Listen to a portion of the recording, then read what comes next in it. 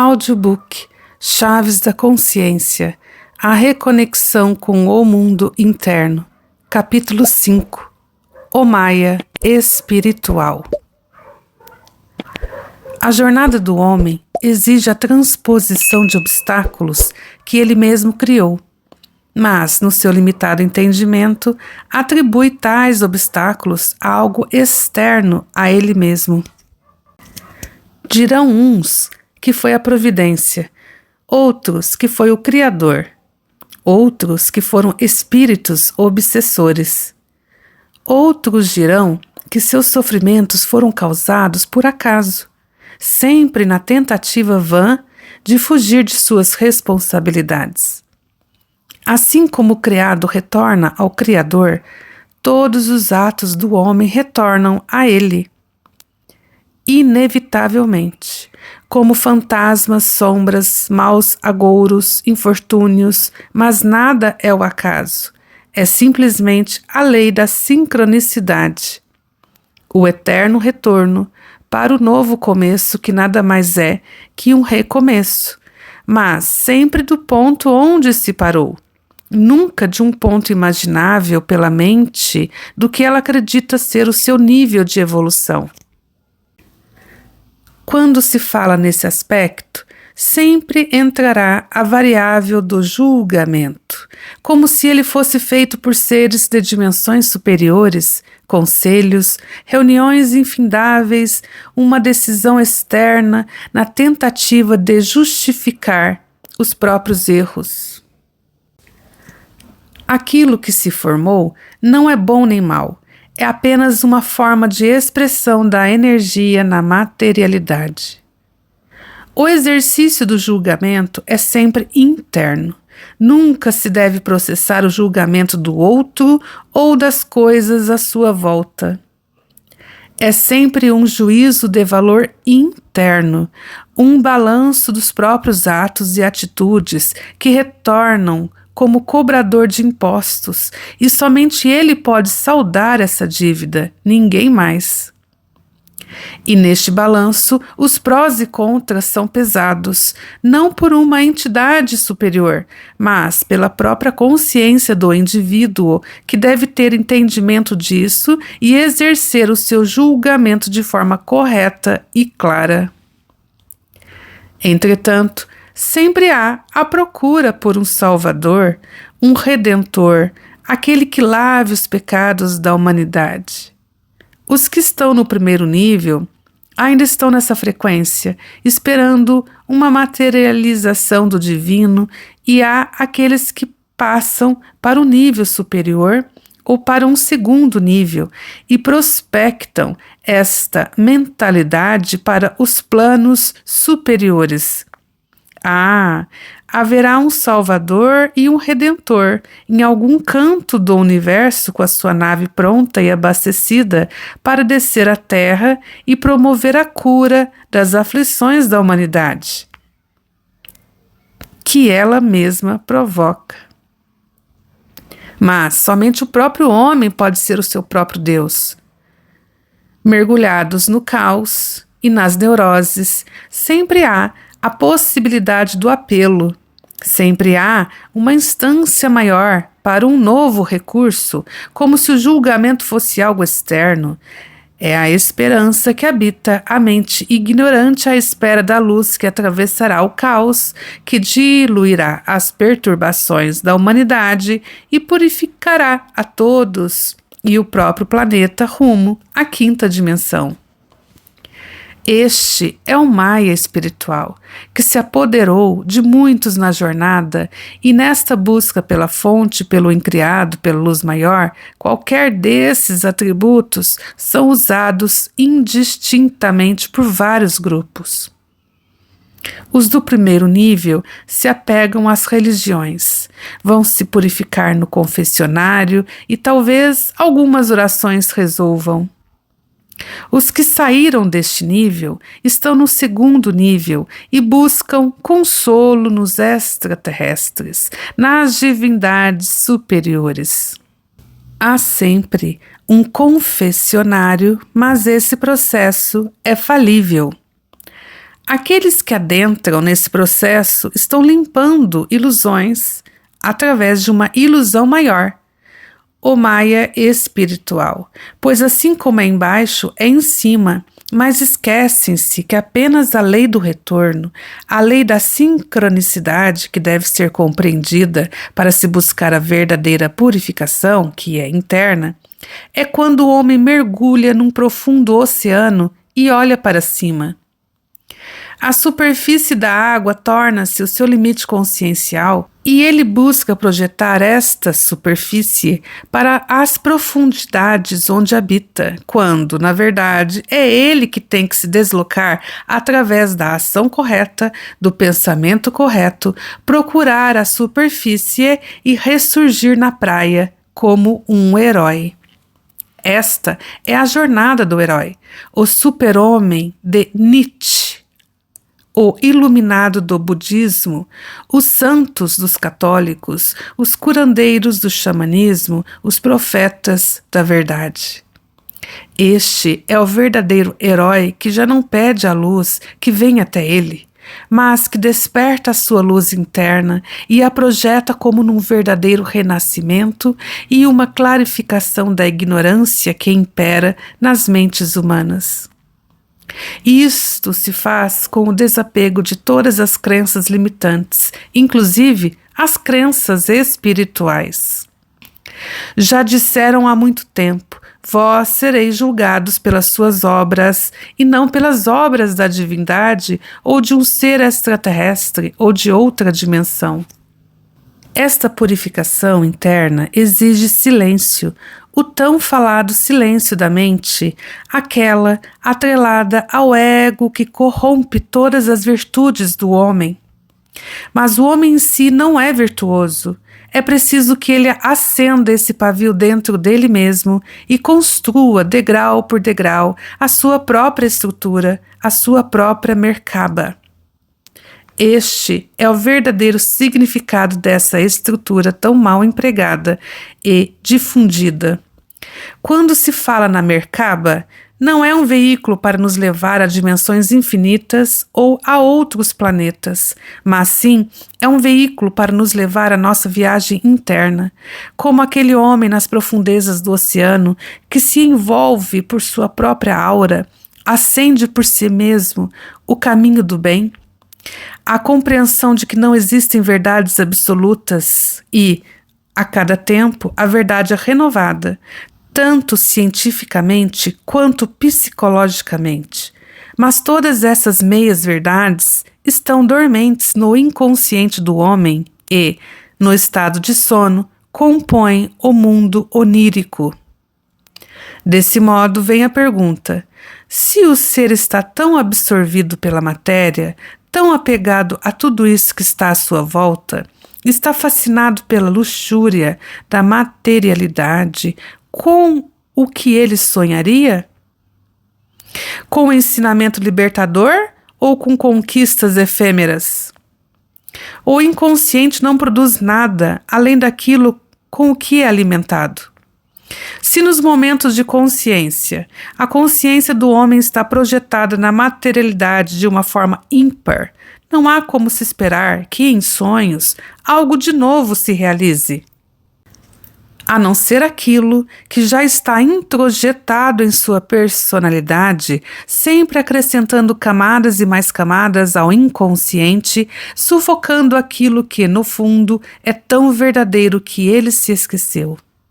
Ele não sabe mais onde procurar, então projeta a sua consciência para as religiões. Alguém há de nos salvar, alguém há de clarificar as minhas dúvidas. Em outro nível, projeta isso para o mundo espiritual.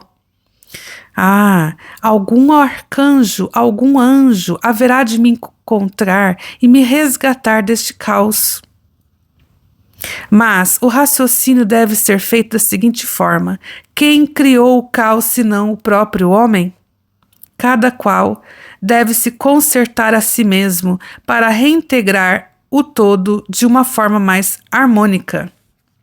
Como conseguir isso se o que impera é a desarmonia, os desentendimentos, as desilusões, os conflitos, atritos, a soberba de se achar melhor que os outros?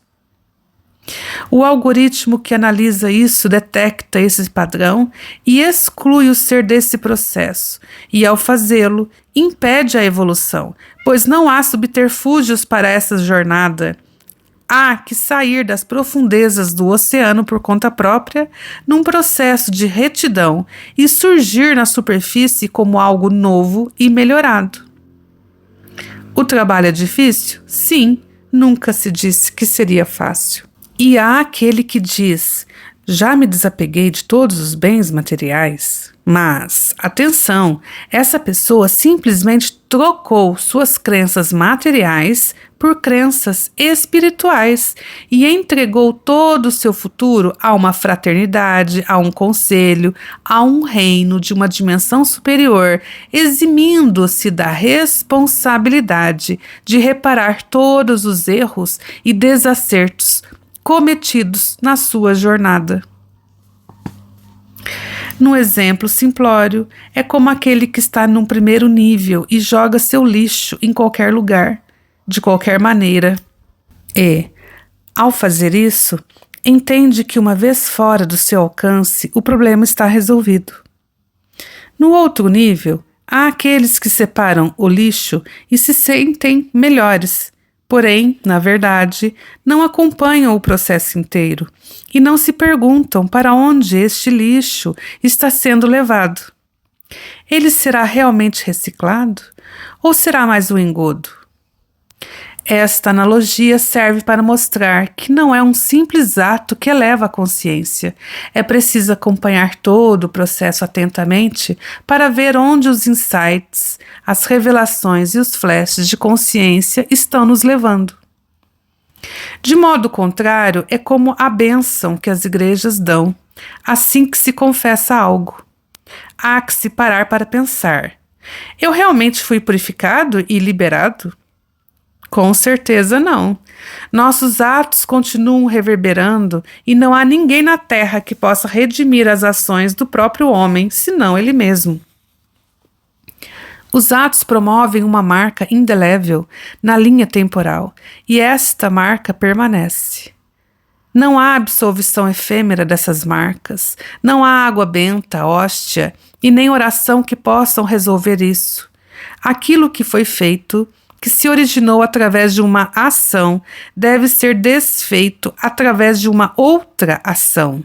Essa é a lei, pois aquele ato permanece reverberando, e mesmo que o ser se iluda achando que resolveu o problema está lá. Como já foi dito, pela lei da sincronicidade, pela lei do retorno, ele volta com uma carga mais forte e então mais orações, mais apelos, mais uma absolvição fictícia, mais uma promessa paga caminhando de joelhos. Entretanto, somente uma contramedida pode reverter aquele ato, ou seja, limpá-lo da marca temporal, transmutá-lo em algo bom.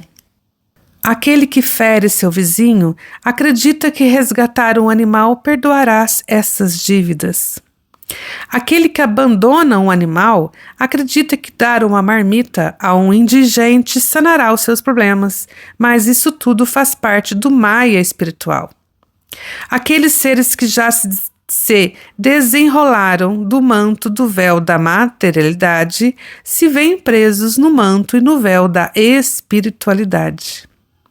Por isso, é preciso pensar antes de agir, pois a ação é o último momento do processo da existência. Quando se põe aquela energia do pensamento em movimento, somente quem a colocou em movimento pode refreá-la. Templo interno. Dessa maneira, é necessário a iluminação interna, porque a iluminação externa é temporária. Sim, podemos nos sentir melhor ao adentrar um templo e fazer orações ao nosso Deus, para nossos santos, mestres, gurus, e isso nada mais é do que uma troca de energia. Nos sentiremos bem, mas é temporário. Enquanto não houver a entrada no templo interno e enquanto não nos ajoelharmos para nós mesmos, não orarmos para nós mesmos, não criarmos um mantra para nosso próprio interior, para nossa criança interna, essas sensações vivenciadas em retiros, igrejas, procissões, caravanas de fé, visitas a gurus, mestres, pajés, será sempre um conforto temporário. Pois como não houve a mudança interna, eventualmente rodaremos nosso algoritmo novamente e nos pegaremos fazendo as mesmas coisas, tendo os mesmos pensamentos, os mesmos vícios. É como os viciados que se internam em uma clínica e acreditam estarem curados e limpos, mas não percebem que apenas mudaram o ambiente, passando para um de restrição e não de evolução.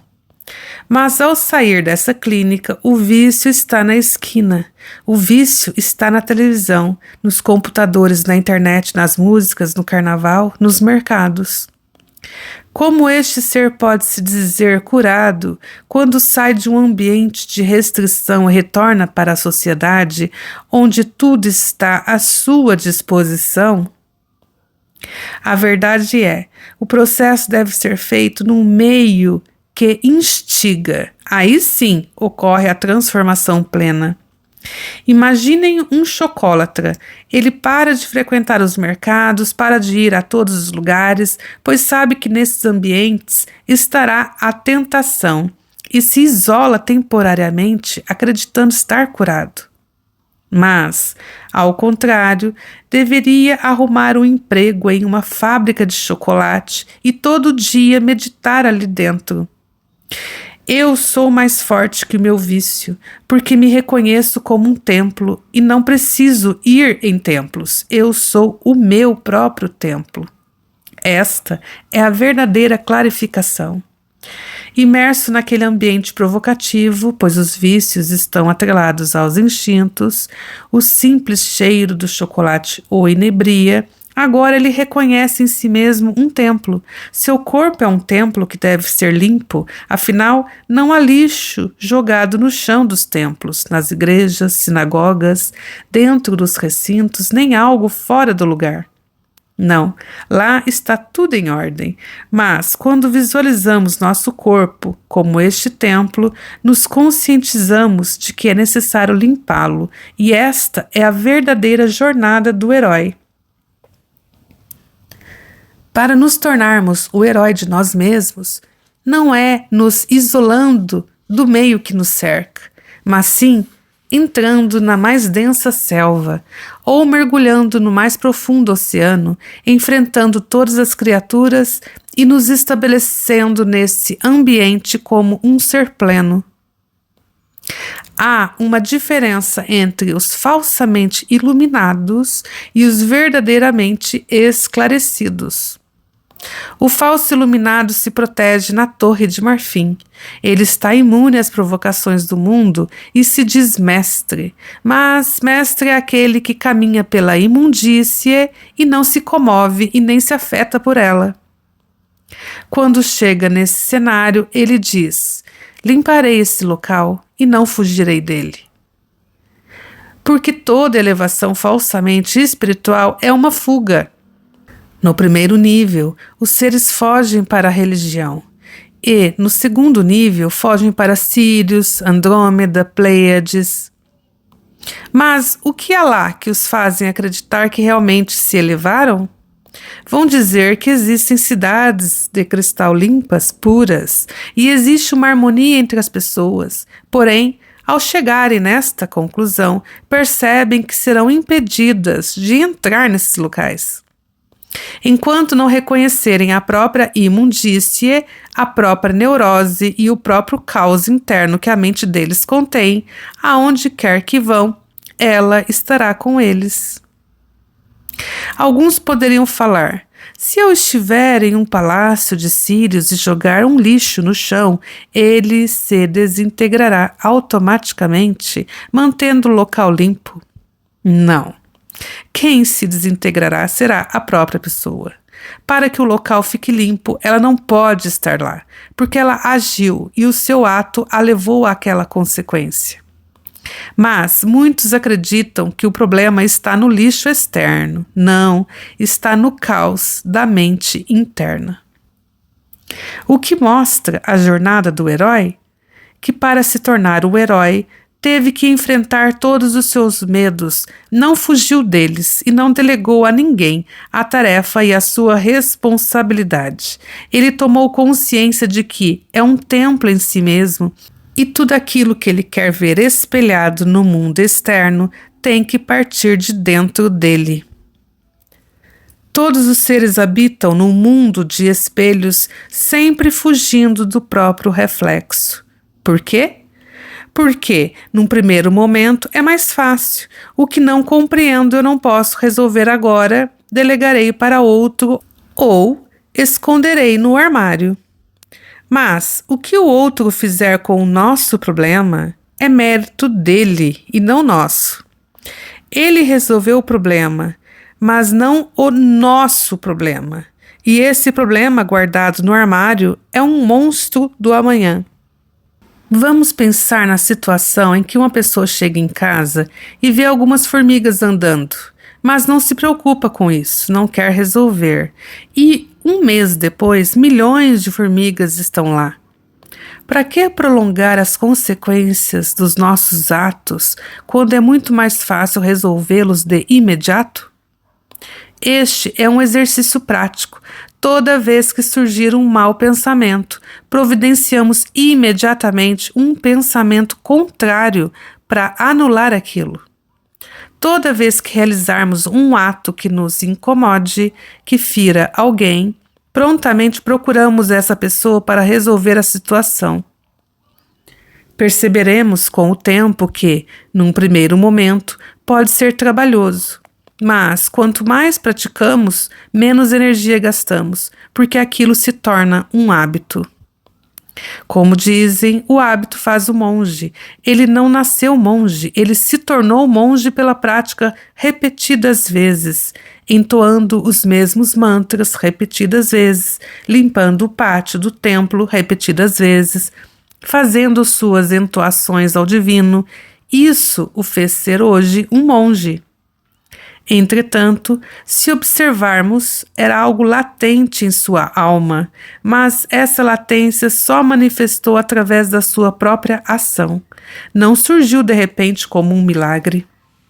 Pouco importa se o Criador está nesse universo ou em outro, se está nos olhando ou se está de costas para nós. Não é atribuição dele percorrer nossa jornada. Isso não é um egocentrismo exacerbado, mas, como não é também, uma glorificação da persona ou enaltecimento do ego, isso é a pura realidade. Só se constrói algo firme quando se tem bases sólidas.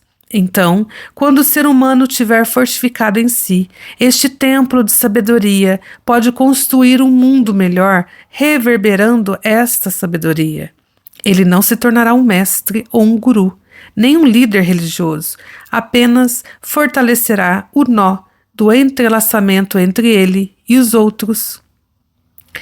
Como uma onda, ele vai percorrendo um vasto campo. Como uma onda, ele vai quebrando os medos e limpando as crenças, para, ao final, quebrar-se de vez e tornar-se a superfície harmoniosa do oceano. Se você ainda não é inscrito no canal, se inscreva e curta esse vídeo para que outras pessoas possam ter acesso a este conteúdo. Obrigada e até o próximo capítulo.